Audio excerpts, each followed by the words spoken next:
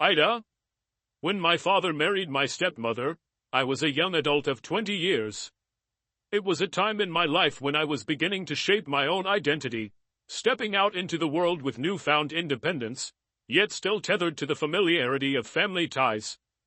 My mother and father had long been divorced, and while the emotional sting of their separation had faded over time, the concept of them finding new partners and building new lives always carried an odd mixture of acceptance and unease. My father, a man of quiet strength and steadfast values, had finally found someone he deemed worthy of sharing his future with, a woman named Nancy. Nancy entered our lives with 2 children of her own, both of whom were teenagers at the time. It was an awkward blend of dynamics from the very start. By the time they became part of our extended family, I was already at an age where I was carving out my own path, living independently, and forging my career. I had little reason to cross paths with her children, who were still navigating the tricky terrain of adolescence. We were in such different stages of life that we never formed the kind of bond that one might expect between step-siblings who grow up together. Despite this, there was no animosity. We coexisted peacefully, each of us respectful of the other's place within the family framework. They were simply my stepmother's children, people I would greet politely at family gatherings and exchange pleasantries with, but not individuals I would ever consider close. We shared a mutual understanding that, while family ties had been legally established, the emotional connections required to bridge those relationships had never been deeply forged. Nancy herself was a reserved woman, carrying an air of elegance and a subtle demeanor that made it difficult to fully understand her emotions. She wasn't unkind, nor was she particularly warm. She existed in the periphery of my life, as the woman who made my father smile after years of living as a single man. For that, I respected her. But there was always a distance between us, an unspoken understanding that we were each part of the other's life by circumstance rather than choice. As time went on, life continued to move forward. By the time I reached my 30s, I had already built a life of my own. I married, established a career, and soon found myself preparing for the arrival of my first child. It was a period of immense joy and overwhelming responsibility. Parenthood is a journey of learning, adaptation, and transformation. As I held my newborn son in my arms for the first time, I realized the profound impact this little life would have on me. I became acutely aware of the importance of family in shaping a child's upbringing, the roles each person would play in fostering a sense of belonging, identity, and love. When my son was born, my thoughts naturally turned to how he would perceive his extended family. I wanted him to grow up surrounded by people who would love him unconditionally, who would nurture him, guide him, and celebrate his milestones alongside me. It was during this period that I approached Nancy, eager to establish the foundation of her role in my child's life. After all, she was now a permanent fixture in my father's world, and by extension, a part of mine. I wanted to know how she envisioned her relationship with my son, what role she would take in his life, and more importantly, what she wished to be called by him. In many families, the title of grandmother is a badge of honor, a term of endearment that signifies love, wisdom, and a connection that spans generations. I assumed that Nancy, having married into our family and become an integral part of my father's life, would relish the opportunity to take on that role. I anticipated that she would want to be seen as a guiding figure in my children's lives, someone they could turn to for support, wisdom, and affection. It was with this assumption that I broached the subject, asking her what she would like my son to call her. Her response took me by surprise. Without hesitation, Nancy made it clear that she had no desire to be referred to as any form of grandmother. She didn't want to be called Nana, Grammy, or any of the countless variations of that cherished title. Instead, she simply wanted my son to address her by her first name. Her reasoning was never fully articulated, but the message was clear: she did not wish to take on the mantle of grandmotherhood in my children's lives. It was a decision that, at the time, I respected without question.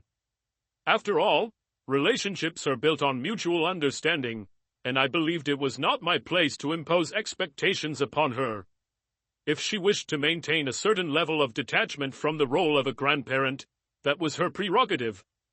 Over the years, life continued to unfold in its usual unpredictable manner. My family grew, with the arrival of 2 more children who brought endless joy and challenges into my life.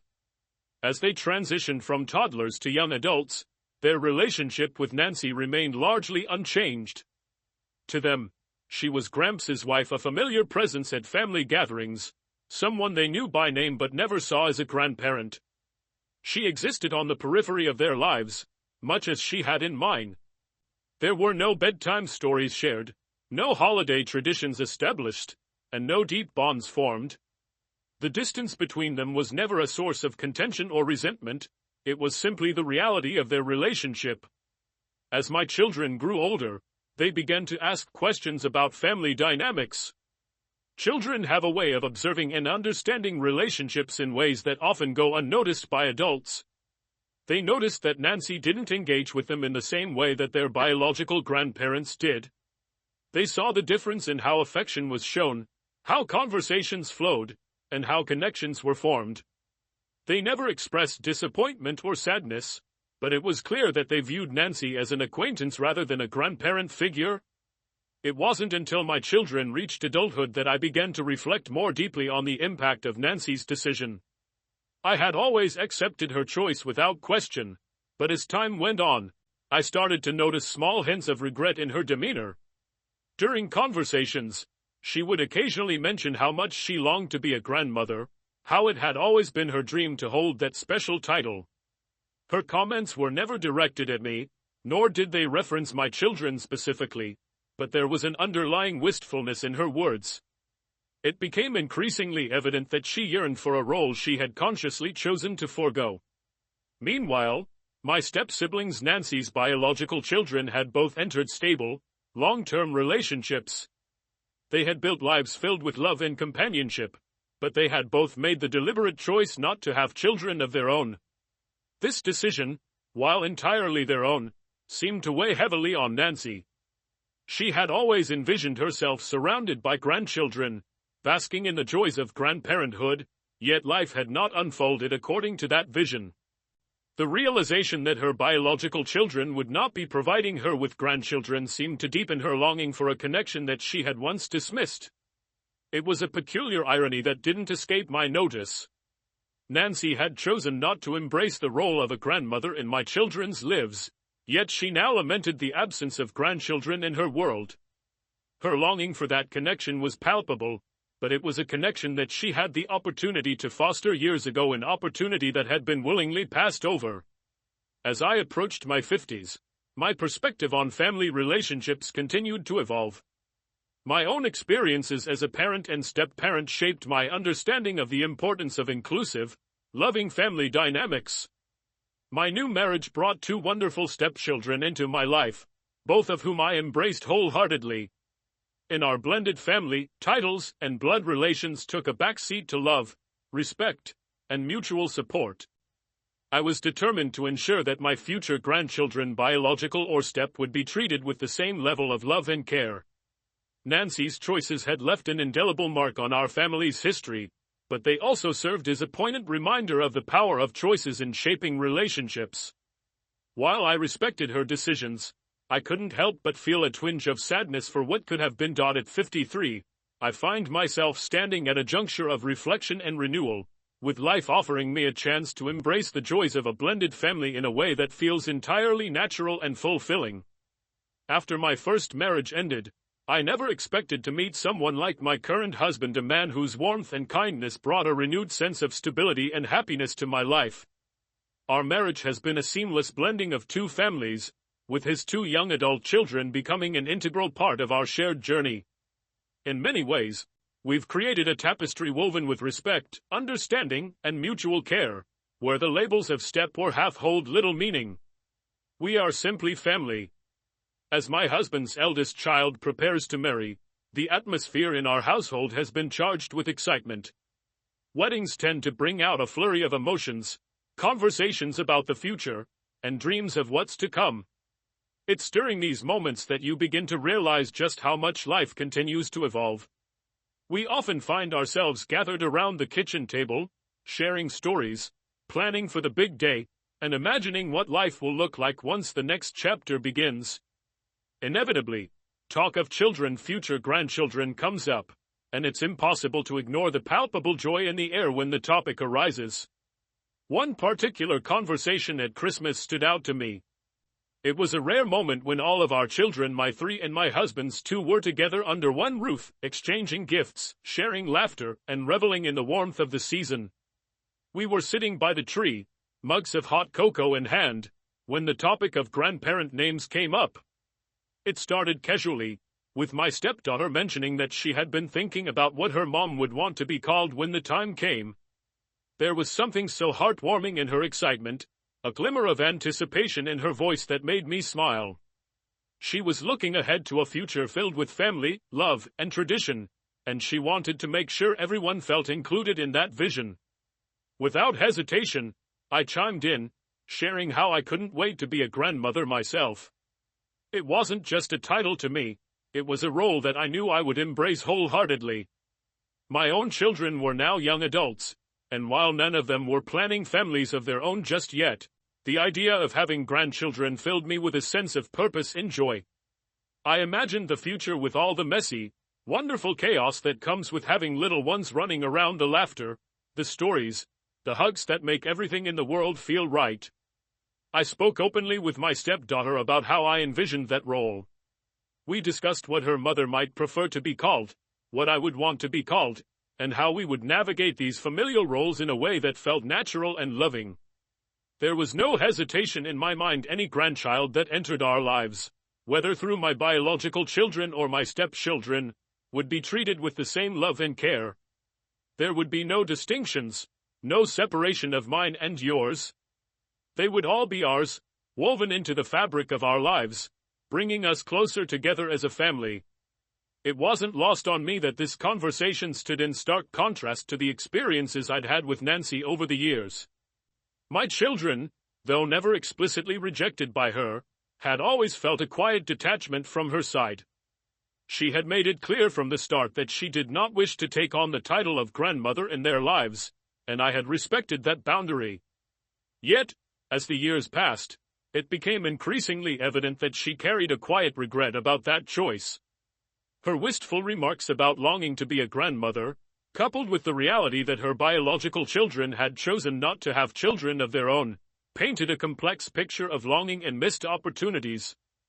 The bond between my children and my husband's children, however, was a testament to how family could be formed through love rather than blood ties.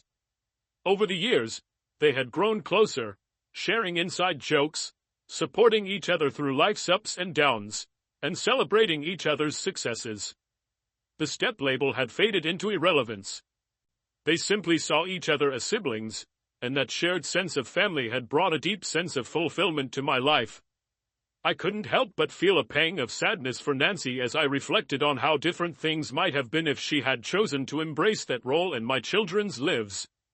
She had the opportunity to form meaningful connections, to be part of their milestones, and to create memories that would have lasted a lifetime. But she had opted for distance instead, a choice that now seemed to weigh heavily on her. As I sat with my stepdaughter that Christmas, discussing future grandchildren and the roles we would play in their lives, I felt an overwhelming sense of gratitude for the chance to start anew. This time, there would be no hesitations, no missed opportunities. I would be present in my grandchildren's lives from the very beginning, celebrating their growth, offering guidance, and creating lasting bonds that would transcend generations. The love I felt for my stepchildren was no different from the love I felt for my own children. They were part of my heart, part of my story, and the thought of one day holding their children in my arms filled me with immeasurable joy. It was a chance to build something beautiful, to create a legacy of love and connection that would endure long after I was gone. But that moment of joy was fleeting, overshadowed by an unexpected encounter later in the day. After the presents had been unwrapped and the remnants of Christmas dinner cleared away, I found myself wandering into a quieter corner of the house. It was there that I overheard a conversation between Nancy and my stepdaughter, a conversation that brought old wounds to the surface and forced me to confront the lingering complexities of our blended family. Nancy was speaking in hushed tones, her voice carrying a note of melancholy that I hadn't heard before. She was expressing her sorrow, her deep sense of loss over never having had grandchildren.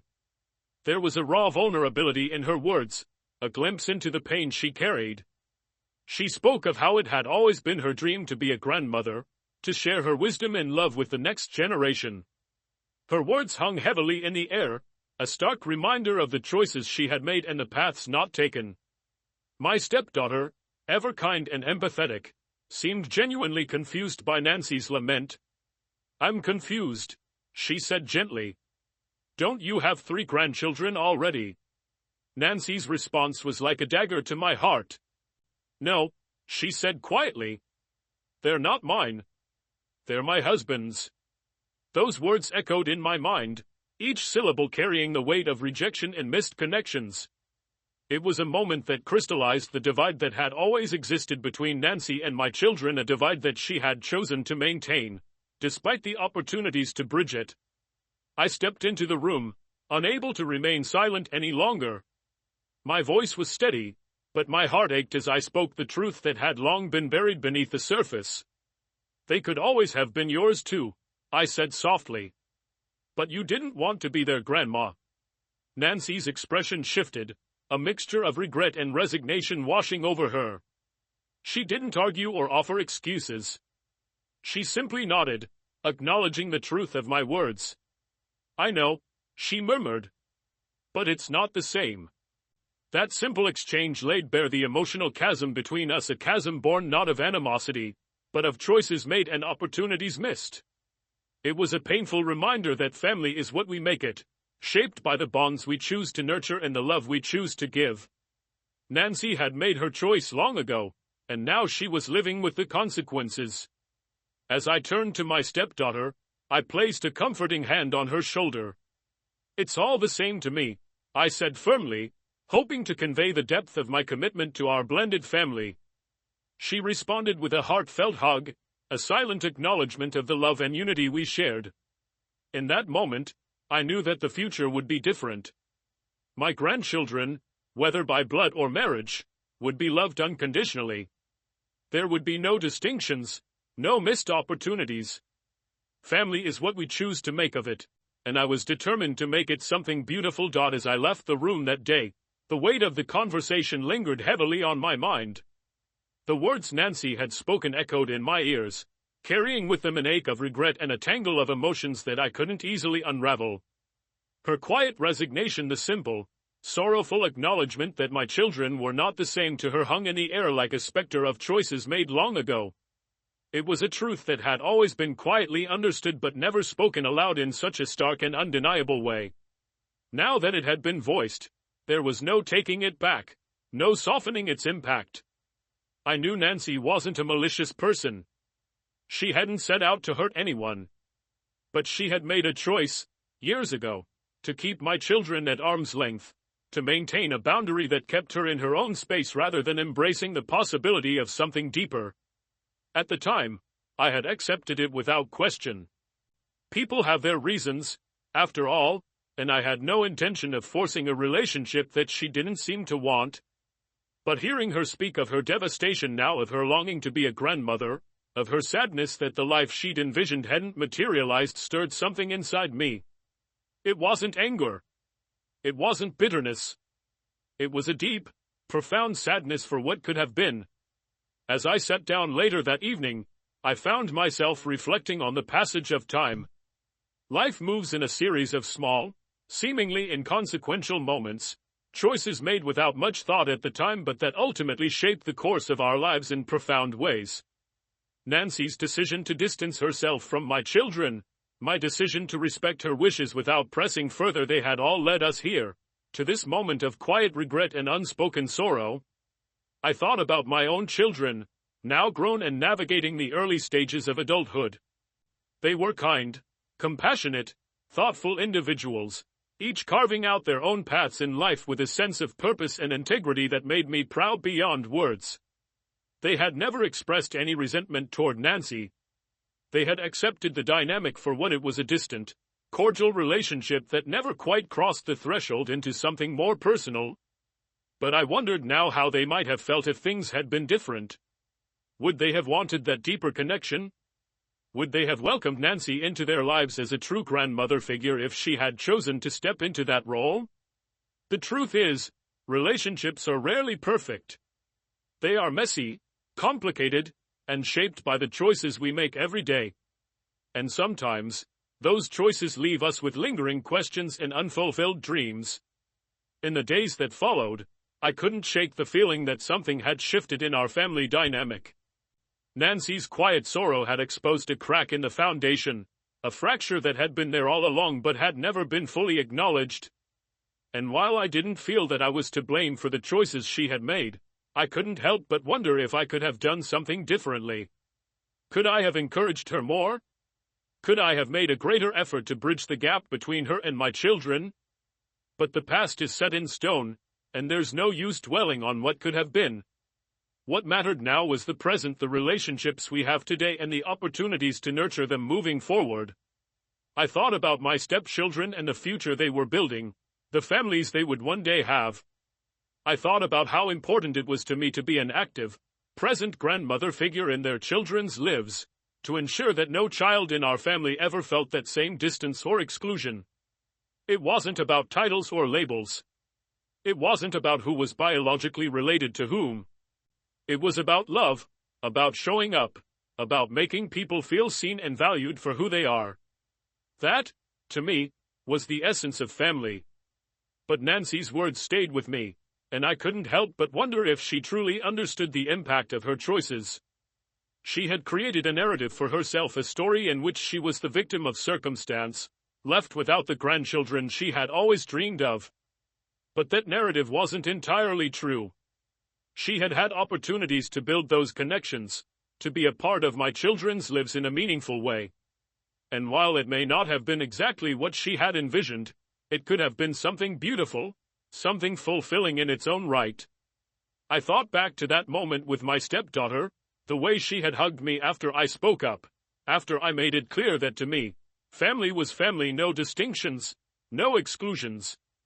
That moment of connection, that shared understanding, was everything I hoped for in my relationships with all of our children and future grandchildren. It was a reaffirmation of the values I held dear, the commitment to love and inclusion that I wanted to pass down to future generations. Nancy, for all her wistfulness, had built walls around herself. She had drawn lines between hers and his, between what was hers to claim and what wasn't. But life doesn't have to be lived within those confines. Love isn't finite. It isn't limited to blood ties or legal definitions. It's something we choose to give, something we cultivate through our actions and our presence in each other's lives. As the weeks went on, I found myself thinking about how I wanted to move forward. I couldn't change the past, nor could I change Nancy's perspective. But I could ensure that the future we were building as a family was one rooted in love, acceptance, and connection. I made a conscious decision to be fully present for my children, my stepchildren, and any future grandchildren that would enter our lives. I wanted them to know, without a shadow of a doubt, that they were loved and valued, that they belonged.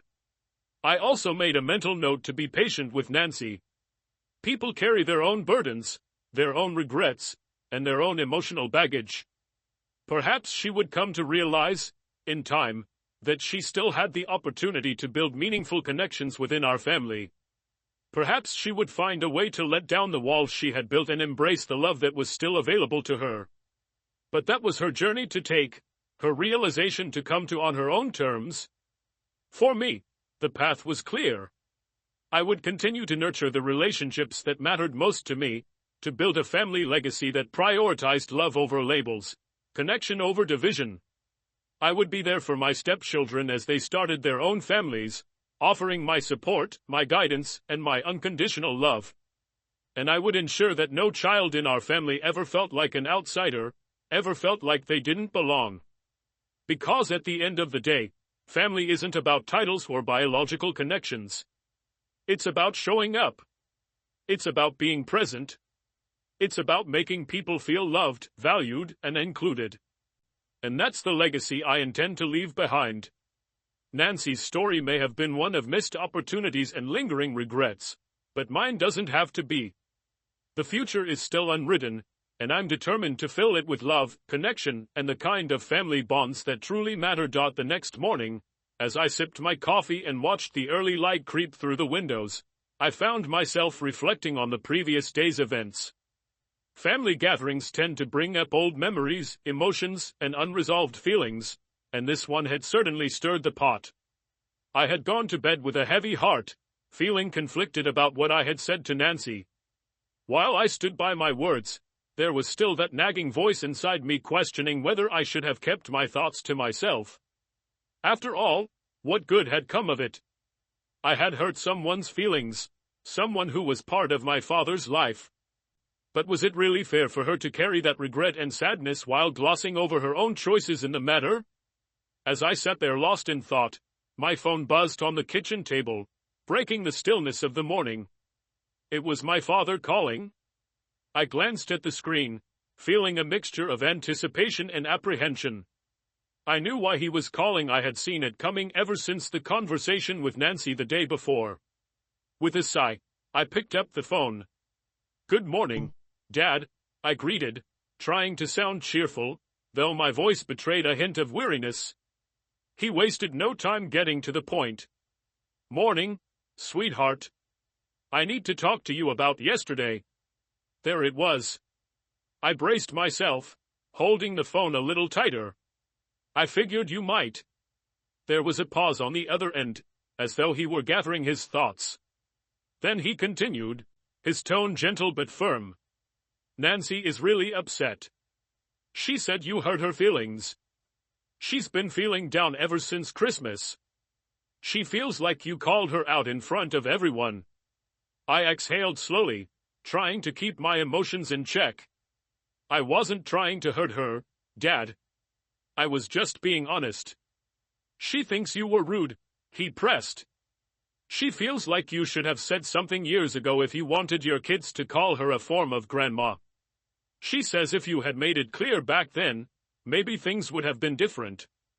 I shook my head, though he couldn't see me. "That's not true. It wasn't about what I wanted, Dad. It was her choice.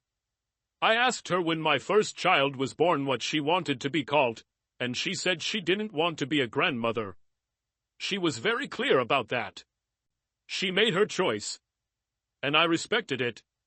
"I know," he said, his voice softening slightly. "But she's feeling like maybe she made the wrong choice. And now it's too late." "That's exactly my point," I said, frustration creeping into my voice. "She's upset now because she regrets the choice she made. But it's not fair to act like she never had the chance. She did have the chance. She had 3 chances, with my kids, and she chose not to take them. And now she's complaining that she doesn't have grandchildren?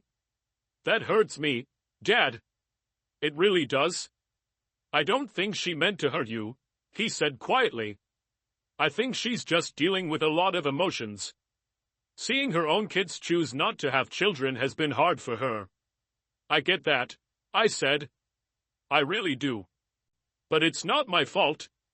And it's not my kids' fault, either. She had the opportunity to build those relationships, to be part of their lives in that way, and she didn't want it. I'm not saying she's a bad person for making that choice. But she has to own it. She can't sit there and say she never had the chance to be a grandmother when she did." There was another pause, longer this time. I could almost hear my father processing my words, weighing them carefully before responding. "I suppose you're right," he said finally. "But you know how Nancy is. She's sensitive. She takes things to heart. She doesn't always think things through before she speaks."